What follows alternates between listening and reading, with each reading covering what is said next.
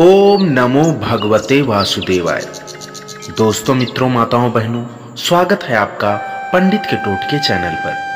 क्या आप चाहते हैं कि आपके घर में कभी धन की कमी ना हो? क्या आप चाहते हैं कि लक्ष्मी जी स्वयं आपके द्वार पर आएं? क्या आप चाहते हैं कि शत्रु शांत हो जाएं, रोग समाप्त हो जाए और जीवन सुख संपत्ति से भर जाए? तो इस सावन की एकादशी पर भगवान विष्णु के इस दिव्य स्तोत्र का पाठ जरूर सुने। यह वही स्तोत्र है जो हर मनोकामना को पूर्ण करता है, जिसे सुनकर भगवान विष्णु स्वयं प्रसन्न होते हैं और भक्त को धन, वैभव, स्वास्थ्य और शांति का वरदान देते हैं। आज हम कर रहे हैं विष्णु सहस्त्र नाम का सार, एक ऐसी स्तुति पाठ जो आपके भाग्य को पलट सकता है। बस जुड़े रहिए, क्योंकि ये वीडियो आपके जीवन को बदल सकता है। दोस्तों, चैनल पर नए हैं तो सब्सक्राइब करें, वीडियो को लाइक करें, अपने दोस्तों, मित्रों, रिश्तेदारों के पास जरूर शेयर करें। आइए सुनते हैं भगवान विष्णु का अद्भुत मंत्र जाप। ओम शांताकारं भुजगशयनं पद्मनाभं सुरेशं विश्वधारं गगनसदृशं मेघवर्णं शुभांगं लक्ष्मीकान्तं कमलनयनं योगिभिर्ध्यानगम्यं वन्दे विष्णुं भवभयहरं सर्वलोकैकनाथं। कायेन वाचा मनसेन्द्रियैर्वा बुद्ध्यात्मना वा प्रकृतिस्वभावात् करोमि यद्धं सकलं परस्मै नारायणायेति समर्पयामि। त्वमेव माता च पिता, त्वमेव बन्धुश्च सखा, त्वमेव विद्या द्रविणं, त्वमेव सर्वमम देवदेव। ओम नमो भगवते वासुदेवाय। ओम श्रीं ह्रीं क्लीं ग्लौं वासुदेवाय नमः। ओम शांताकारं भुजगशयनं पद्मनाभं सुरेशं विश्वधारं गगनसदृशं मेघवर्णं शुभांगं लक्ष्मीकान्तं कमलनयनं योगिभिर्ध्यानगम्यं वन्दे विष्णुं भवभयहरं सर्वलोकैकनाथं। कायेन वाचा मनसेन्द्रियैर्वा बुद्ध्यात्मना वा प्रकृतिस्वभावात् करोमि यद्धं सकलं परस्मै नारायणायेति समर्पयामि। त्वमेव माता च पिता, त्वमेव बन्धुश्च सखा, त्वमेव विद्या द्रविणं, त्वमेव सर्वमम देवदेव। ओम नमो भगवते वासुदेवाय। ओम श्रीं ह्रीं क्लीं ग्लौं वासुदेवाय नमः।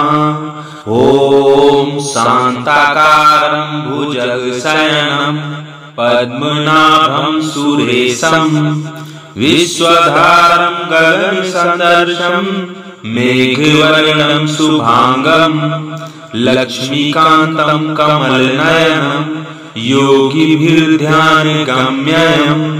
वन्दे विष्णुं भवभयहरं सर्वलोकैकनाथं। कायेन वाचा मनसेन्द्रियैर्वा बुद्ध्यात्मना वा प्रकृतिस्वभावात् करोमि यद्धं सकलं परस्मै नारायणायेति समर्पयामि।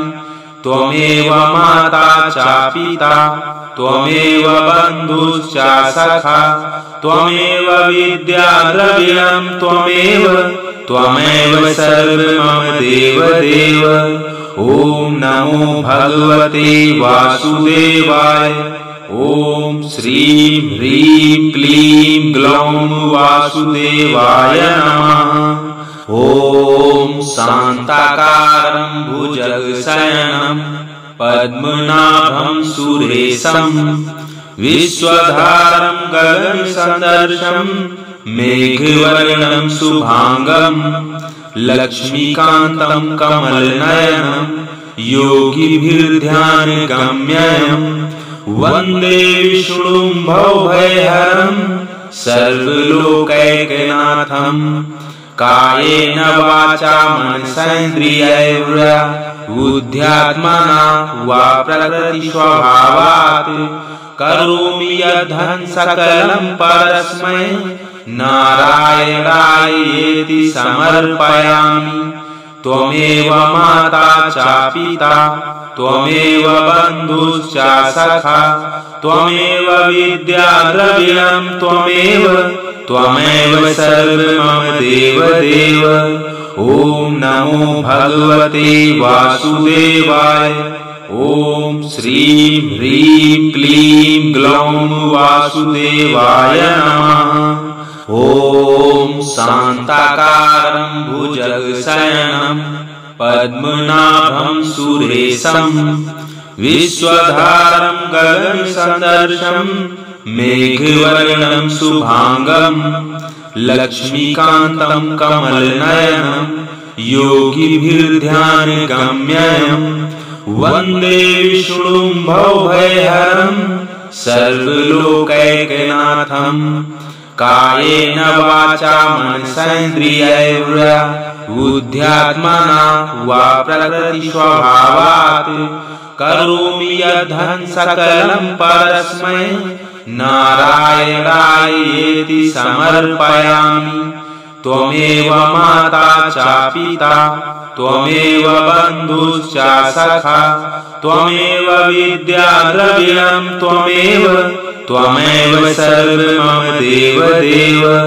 ॐ नमो भगवते वासुदेवाय।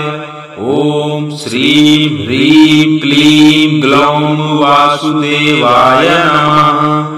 ॐ शान्ताकारं भुजगशयनं पद्मनाभं सुरेशं विश्वधारं गगनसदृशं मेघवर्णं शुभांगं लक्ष्मीकान्तं कमलनयनं योगिभिर्ध्यानगम्यं वन्दे विष्णुं भवभयहरं सर्वलोकैकनाथं कायेन वाचा मनसेन्द्रियैर्वा बुद्ध्यात्मना वा प्रकृतिस्वभावात् करोमि यद्धं सकलं परस्मै नारायणायेति समर्पयामि। त्वमेव माता च पिता त्वमेव बन्धुश्च सखा त्वमेव विद्याद्रविणं त्वमेव सर्वमम देवदेव। ॐ नमो भगवते वासुदेवाय। ॐ श्रीं ह्रीं क्लीं ग्लौं वासुदेवाय नमः। ॐ शान्ताकारं भुजगशयनं पद्मनाभं सुरेशं विश्वधारं गगनसदृशं मेघवर्णं शुभांगं लक्ष्मीकान्तं कमलनयनं योगिभिर्ध्यानगम्यं वन्दे विष्णुं भवभयहरं सर्वलोकैकनाथं कायेन वाचा मनसेन्द्रियैर्वा बुद्ध्यात्मना वा प्रकृतिस्वभावात् करोमि यद्धं सकलं परस्मै नारायणायेति समर्पयामि। त्वमेव माता च पिता त्वमेव बन्धुश्च सखा त्वमेव विद्याद्रविणं त्वमेव सर्वमम देवदेव। ॐ नमो भगवते वासुदेवाय। ॐ श्रीं ह्रीं क्लीं ग्लौं वासुदेवाय नमः। ॐ शान्ताकारं भुजगशयनं पद्मनाभं सुरेशं विश्वधारं गगनसदृशं मेघवर्णं शुभांगं लक्ष्मीकान्तं कमलनयनं योगिभिर्ध्यानगम्यं वन्दे विष्णुं भवभयहरं सर्वलोकैकनाथं कायेन वाचा मनसेन्द्रियैर्वा बुद्ध्यात्मना वा प्रकृतिस्वभावात् करोमि यद्धं सकलं परस्मै नारायणायेति समर्पयामि। त्वमेव माता च पिता त्वमेव बन्धुश्च सखा त्वमेव विद्याद्रविणं त्वमेव सर्वमम देवदेव। ॐ नमो भगवते वासुदेवाय। ॐ श्रीं ह्रीं क्लीं ग्लौं वासुदेवाय नमः। ॐ शान्ताकारं भुजगशयनं पद्मनाभं सुरेशं विश्वधारं गगनसदृशं मेघवर्णं शुभांगं लक्ष्मीकान्तं कमलनयनं योगिभिर्ध्यानगम्यं वन्दे विष्णुं भवभयहरं सर्वलोकैकनाथं कायेन वाचा मनसेन्द्रियैर्वा बुद्ध्यात्मना वा प्रकृतिस्वभावात् करोमि यद्धं सकलं परस्मै नारायणायेति समर्पयामि। त्वमेव माता च पिता त्वमेव बन्धुश्च सखा त्वमेव विद्याद्रविणं त्वमेव सर्वमम देवदेव। ॐ नमो भगवते वासुदेवाय। ॐ श्रीं ह्रीं क्लीं ग्लौं वासुदेवाय नमः।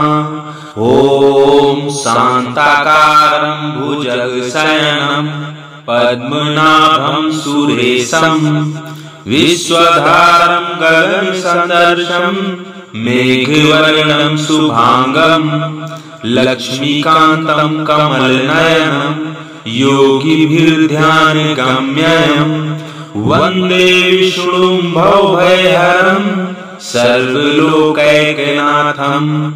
कायेन वाचा मनसेन्द्रियैर्वा बुद्ध्यात्मना वा प्रकृतिस्वभावात् करोमि यद्धं सकलं परस्मै नारायणायेति समर्पयामि।